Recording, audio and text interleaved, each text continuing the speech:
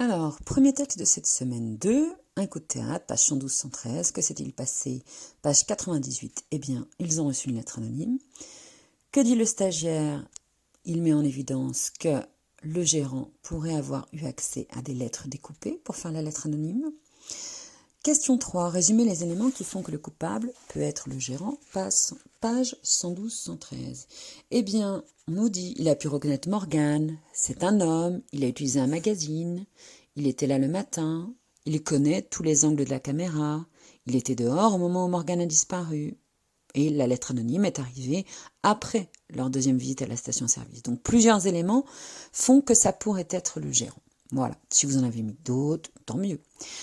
Deuxième texte, la résolution, c'est-à-dire la fin. Pourquoi Jiménez et Roulier doivent-ils rapidement arrêter les livreurs? Eh bien, tout simplement parce que le livreur va remplir ses nouvelles cuves d'essence. Et dans ces nouvelles cuves, il y a Morgane et Inès. C'était la 1. La 2. À quel personnage sont consacrés les 2 derniers chapitres? Eh bien, à Inès et à son père. Et le livre a-t-il une fin heureuse? Oui, il a une fin heureuse et plutôt sympathique puisque on voit que Inès et son père se sont rapprochés un peu plus, plaisantes à la fin du livre. Quant à Morgane, on ne sait pas si elle va aller vivre chez son père ou sa mère. On en avait parlé en classe, on n'a pas l'impression que l'un est toujours meilleur que l'autre. Et le capitaine Roulier dit ce ne sera pas facile de toute façon pour Morgane. Voilà pour ces 2 textes de la semaine.